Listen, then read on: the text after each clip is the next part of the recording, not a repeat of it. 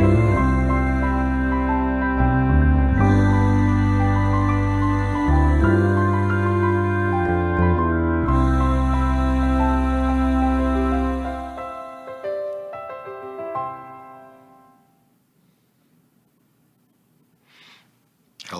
and welcome to Book Circle. I'm Earl Weinberg.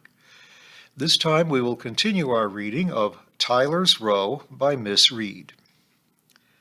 Peter and Diana Hale are finally moving into their house on Tyler's Row. Today is moving day. But these things always have hitches. But Peter had reckoned without their cat, Tom. Diana greeted him in some agitation. "I went to get Tom a few minutes ago, and I swear the door wasn't open wider than 3 inches. He shot out through the back door, and he must be about 6 gardens away. I've called till I'm hoarse. What shall we do?" "Tell Kitty next door. He's bound to turn up tonight for his food, or for Charlie's. We'll come over last thing to collect him, or tomorrow morning." Diana departed, and Peter took a look at the empty house. He could understand Diana being upset about the move, he realized suddenly. Such a lot had happened here. Almost all their married life had been spent under this roof. The house had served them well. He hoped the newcomers would be as happy in it. Diana returned much relieved. "Kitty will look out for him. It's a pity we're not on the phone yet at Tyler's Row, but she says we're not to dream of turning out again tonight after such a day. She'll keep him in her house overnight." They drove slowly down the familiar gravel path. "Trust Tom," said Peter, smiling. "I thought this would be our final exit, but what's the betting we're back and forth like yo-yos fetching that damn cat." "How's the house?" asked Diana. "A shambles," replied her husband happily, "but I found the drink and the glasses to celebrate getting in at last. We've made it, my dear." Later, when the celebratory drinks were over, Diana became unusually businesslike. "Now the first thing to do is to hang the curtains. Then we must make up the beds and put in hot water bottles." "What, in this weather?" "The sheets have been packed in a suitcase for the last 2 days. They may be damp." "Which suitcase?" "The red one," said Diana briskly. "I put everything we should need for the beds in it, including the bottles." "Well, where is it?" Diana's confidence wavered. "Here, somewhere. Upstairs, I should think." There was no sign of it upstairs. Downstairs, a pile of boxes, hold-alls, cases, and bundles yielded no red suitcase. Diana, by now, was reduced to her more normal state of vagueness. "Did you see it go into the van?" "No, we brought it over ourselves one day this week." "Are you sure?" "I'm not sure of anything now," cried Diana hopelessly. "I swear I'll never move again. It's all too exhausting." "Have another drink," said Peter, watching his wife sink on the settee between a pile of curtains and a mound of the National Geographical magazine. "No, I'm tiddly enough as it is." She pushed her fingers through her hair distractedly. "I know it's here," she said firmly. "Think, Peter, you must have seen it during the day." She fixed him with a glittering stare. "You frighten the life out of me," said her husband, looking like the Ancient Mariner. He stared back, then put down his glass and left the room. In a moment he returned, carrying the case. "Under the stairs," he said triumphantly. "Come to think of it, I put it there myself. I thought it had dusters and brushes and things in it." He looked at it more closely. "But you said a red case. This is brown." "It's maroon or burgundy," said Diana, snapping it open with relief. "That means red." "The only red I recognize is the color of a pillar box," said Peter, following his wife with an armful of bed linen. By the time the beds were made and the curtains hung in their bedroom and the sitting room, they were too tired to do much more. "I should like a mixed grill," said Peter, "a large one with plenty of kidney." "Well, you won't get it, my love," replied Diana cheerfully. "I propose to give you a tin of soup prepared by Messrs. Cross and Blackwell's Fair Hands. That is, if we can find the tin opener. And we might rise to bread and cheese after that. And if you really want high life, you can top off with a banana, rather squashed." Sounds delightful, said Peter resignedly. Do we get breakfast? With luck, said Diana. We'll have to be up early, by the way, to let in the workmen. Well, let's have this rave up of a meal now, suggested Peter. I'll go out and lock up the shed and see everything's to rights. Outside, a full moon was rising, glowing orange through the light mist that veiled the downs. The air was as fresh as spring water, and the scent of narcissi came from Mrs. Fowler's trim garden next door. Peter breathed in deeply, savoring the beauty of the night and relishing the thought of happy years to be spent in Fairacre. He turned to look at Tyler's Row. Through the curtainless kitchen window, he could see Diana at the stove. He hoped she would be as happy as he was about the house. She had been so content in Caxley. It would be terrible if she found Fairacre lonely or uncongenial. He must make sure that she settled here easily. It was a good thing, he told himself, that term did not begin for another week or so. They could get the place straight together and ease the changeover. Dimmer lights than their own kitchen one shone from the two cottages at each end. A greenish one at Mrs. Fowler's suggested she was watching television. Sergeant Burnaby's glowed as orange as the moon behind his buff curtains. If only all four were empty, thought Peter. If only we could start stage 2. If. His grandmother used to have some tart remarks about ifs and buts getting you nowhere, he remembered. Maybe she was right. It was enough for the moment to be in Tyler's Row, to sleep under its thatch, and to have his first meal, austere though that promised to be, in its kitchen. With a last look at the exterior of his domain, Peter turned to go indoors. 8. An exhausting evening. "They're in, then," said Mr. Willett as I crossed the playground to go into the school. He was perched on a stepladder, tying back the American pillar rose, which scrambles over the side of the school, clashing hideously with the brickwork, but delighting us all with its bountiful growth. "Who are?" "Them new people. Hales, schoolmaster up Caxley. Took Tyler's Row." Mr. Willett's staccato delivery was caused more by rhythmic lunges at a high shoot than by impatience with my stupidity. "Oh, yes, I forgot they were moving in. Yesterday, wasn't it?" "And a nice day they had for it, too," said Mr. Willett, coming down the ladder. "Very lucky they was. Not all plain sailing, though, from what I hear. Them removable men was a bit slap-handed, and they found the underfelt after they'd put everything in the bedroom." "Good Lord." "You might well say so. Then their blessed cat run off in Caxley, and they're having to fetch it today."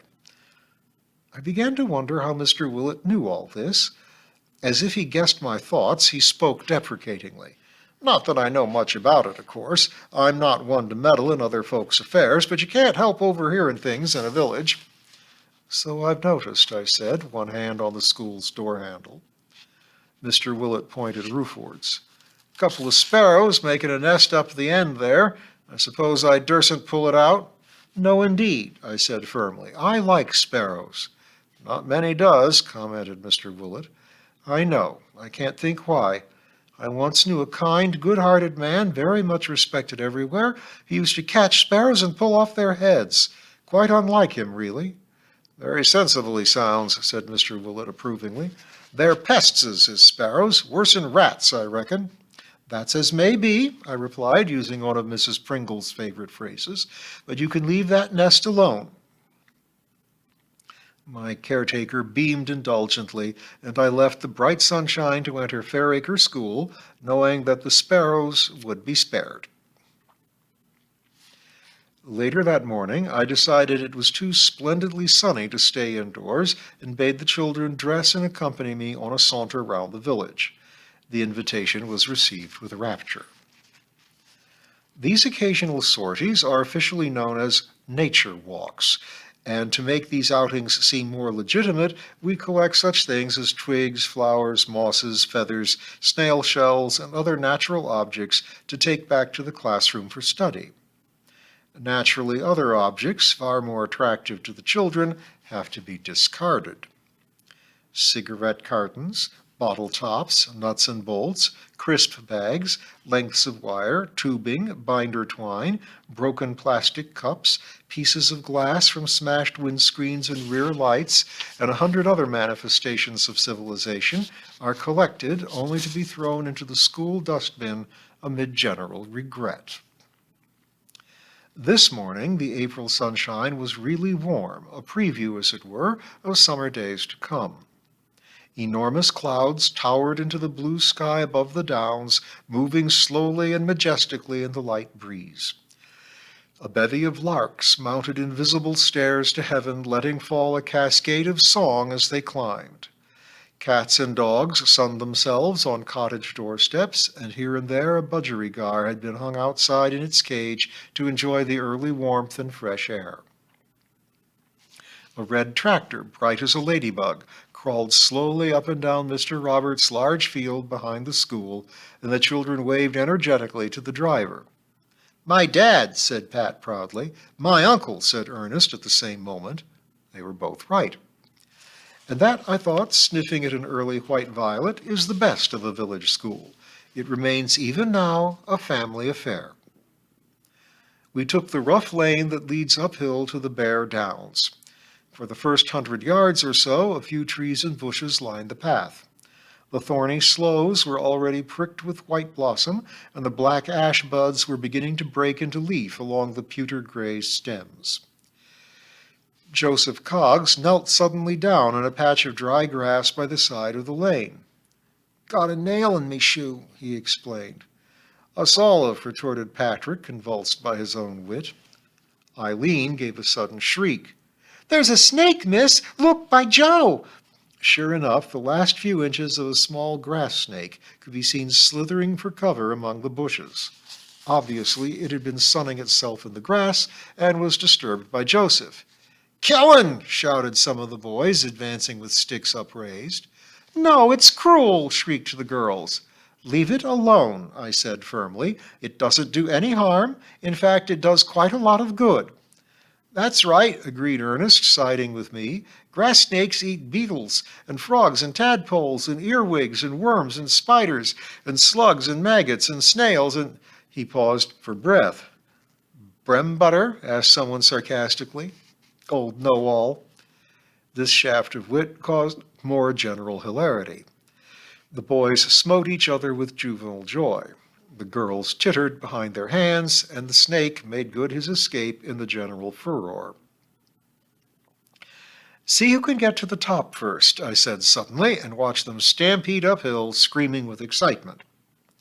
I followed at a more sedate pace, relishing my temporary solitude, and mentally congratulating the sparrows and the grass snake on their escape from their male predators. The children's spirits were still high when we returned to the schoolroom, but mine had suddenly plummeted. This very evening, the first meeting of the Parent-Teacher Association of Fairacre School was to be held. My struggles against the formation of this association had been prolonged but necessarily half-hearted. If popular demand clamored for such a thing, then a headmistress must bend, particularly if she wished to live in amity with her neighbors. It had been decided by half the committee to make the first meeting a purely social occasion, but the other half had felt that something more earnest and meaty should mark the event. Mrs. Johnson and Mrs. Maughan were both of this faction. "I happen to know the president of the Caxley PTA group," Mrs. Johnson said with some pride. "I'm sure I could persuade her to come and give a talk about the aims of the movement." After some discussion, a compromise was arranged. Mrs. Joliphant would be invited to give a short talk, a really brief talk, emphasized the vicar, our chairman, say of about 15 to 20 minutes in length. This, we all felt, need not take too much time from the main activities of the evening, which would be eating, drinking, listening to a duet played on the piano by Ernest's mother and aunt, Three Little Maids from School, sung by three of the younger mothers, and looking at slides of Mrs. Maughan's holiday in Venice, that is, if we could find the right plug for the projector. Mrs. Johnson had offered to prepare a quiz. "Make it simple," begged the vicar, and would supply pencils and paper for this excitement. "Now leave your desks tidy," I exhorted my flock at the end of their school day. "Your parents may want to look at your books, and they don't want to see half-sucked sweets and lumps of putty any more than I do." There was a feverish scrabbling among their possessions, and the wastepaper basket overflowed in record time. I saw them out thankfully, did my own tidying, and went across to the schoolhouse to have an hour or two's breather before facing the rigors of a social evening.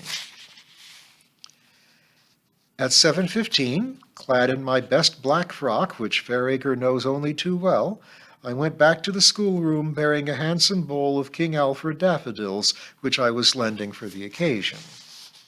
It looked rather splendid, I thought, on top of the ancient piano. Mrs. Johnson, rushing in 2 minutes later, stopped short in her tracks and threw up her hands. "Well, that thing can't stay there," she said, advancing upon my beauties. "The window-sill, I think." "It's not wide enough," I said mildly. "Anyway, what's wrong with the top of the piano? They show up rather well there." "The piano," explained Mrs. Johnson with ill-concealed impatience, "is to be in use. It will have to be open for the duets and the accompaniments." "You'll be lucky," I told her. "It's never been opened since the skylight dripped on it and the wood swelled." Mrs. Johnson breathed heavily and turned a little pink, but banged the bowl back on the piano top and turned away. Parents began to arrive thick and fast, and I kept a sharp lookout for my old friend Amy whilst welcoming them at the door.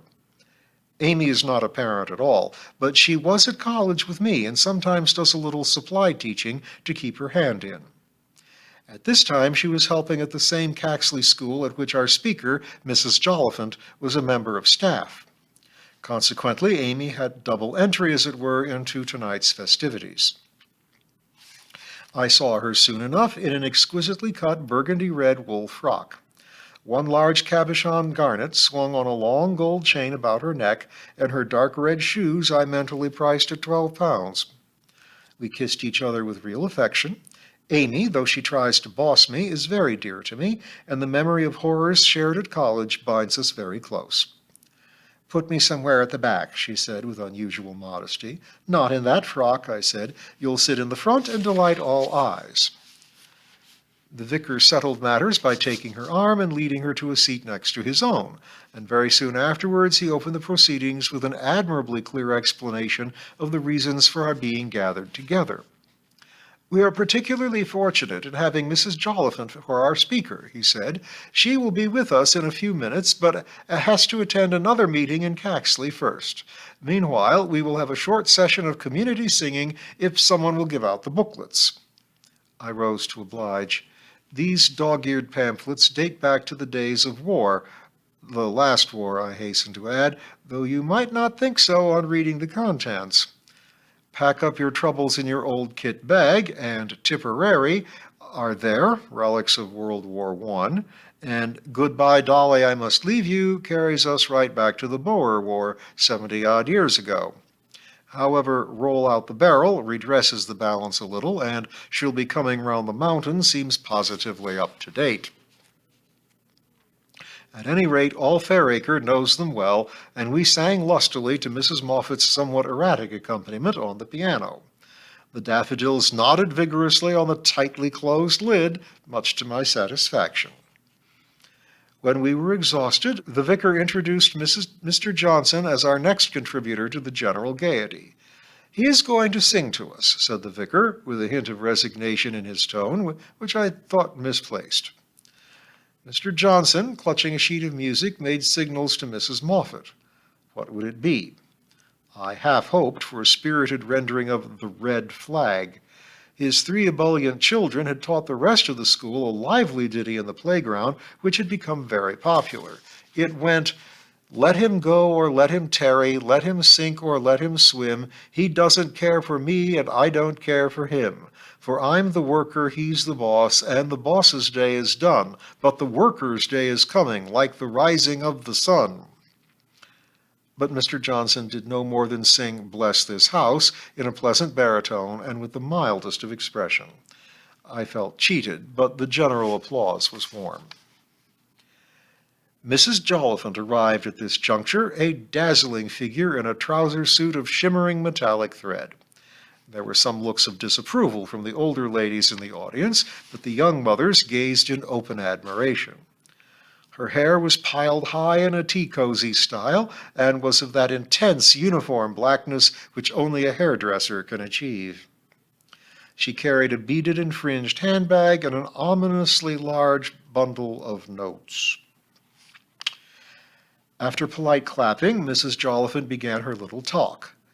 The time was 8 o'clock. At 20 past, she had covered what she described as the preliminary steps to forming a parent-teacher association. By 8:30, we had heard of the necessity for cooperation, keeping abreast of modern methods, and the need for constant discussion between parent and teacher. The two tea ladies here tiptoed out across the creaking floorboards to turn down the boiler, which was bubbling in readiness for the tea and coffee. I noticed they did not return.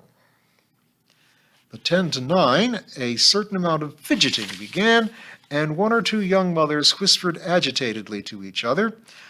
Mrs. Jolliphant's address flowed on remorselessly. Amy, sitting between the vicar and me, sighed noisily and crossed one elegant leg over the other. I admired the beautiful shoes without envy and hoped that the rumbling of my stomach was not heard by anyone but myself. A cup of coffee would have been welcome half an hour ago. Now it was needed as a desperate restorative. St. Patrick's Church clock struck 9, but this did not perturb our speaker. We had now reached the benefits to our children stage with a lot of stuff about flowering minds, spiritual needs, and the sharing of love and experience. Every profession, I thought wearily, has its own appalling jargon, but surely education takes the biscuit. At 9:15, Mrs. Maughan rose with considerable clattering and said she really must go as it was getting so late. Mrs. Maughan does not lack moral courage, and though the general feeling was no doubt of disapproval at such behavior, there was a certain amount of envy as we watched her depart into the night. The two tea ladies, emboldened by Mrs. Maughan's gesture, now put their heads round the door and asked if they should make the tea. Mrs. Jolliphant, not a whit abashed, said she would be exactly 5 minutes, and was exactly 15. And at length sat down to thunderous applause, activated by relief rather than rapture. Stiffly, with creaking joints, rumbling stomachs, and slight headaches, we made an ugly rush upon the tea, coffee, and sandwiches before embarking on a shortened second half of our social evening. And we'll find out about the rest of the social evening next time.